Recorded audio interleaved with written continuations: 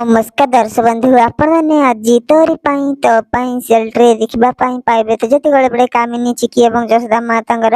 एका पाखरे अछंती बा सेति गळे बळे कामिनी तांगर चिकींकर बहुत ही प्रशंसा करछंती बा सेति गळे पटे राम तांगर आसकी पहुंच जाछंती बळे कामिनी को सामने एवं कहछन जे माँ आमसिया आम पाखरे ही अछि आ तमे ताको चिन्हि पाले ही हला आ देम्मा जेमिति तांकर गोटिए परे गोटिए रूप बदली कि समस्तक सामना को आस्तंती सेमिति आमसिया मध्ये कोना को रूप रे आम पाखरे अछि किंतु आमे माने समस्ते केही भी तांको जानि पारनु आ केही भी आमे ताको चिन्हि मध्ये पारनु बा सेति कळे एपटे कामितार कहछन मु बहुत ही भल जानि छी आ मो चिकी परी केही भी हेई पारबेनी आ मो सिया जदी आज थांता ना से भी केवल चिकी को देखि की बहुत ही खुशी होता एमते कहि के बडे कामितार कहछन एपटे चिकी को बा सेति कळे राम एवं जस्तामा एवं एपटे कामितांकर बहुत ही खुशी होछन एवं चिकी मध्ये बहुत ही खुशी होछन बा सेति कळे रोहित तांगर आसकी पहुंच जाछन एपटे माधवी को सहित एवं कहछन मते एबे सब सत जना पड़ जाइए आ एमित्रे भी तमर नाटक एबे मो आगरे धरा पड़ जाइए आ राम ही जयस बोली एक कथा मु जानी मध्ये सारिछि एमते कहि के बटे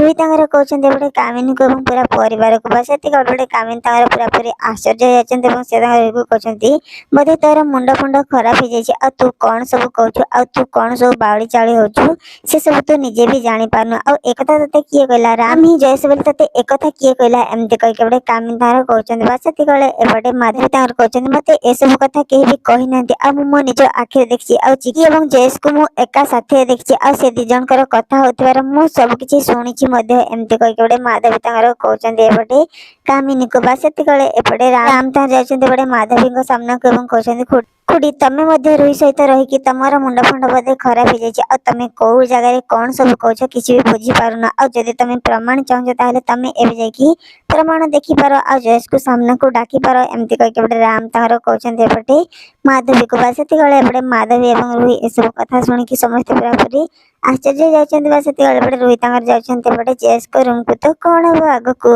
आपण मन को कन्ना कोन एबे धरा पड़ी जिवो जयस ही राम बोली ना एबे राम पुणी गोटे एमिति किछि प्लान करथिबो जोथिरे रुही पुणी थरे फसी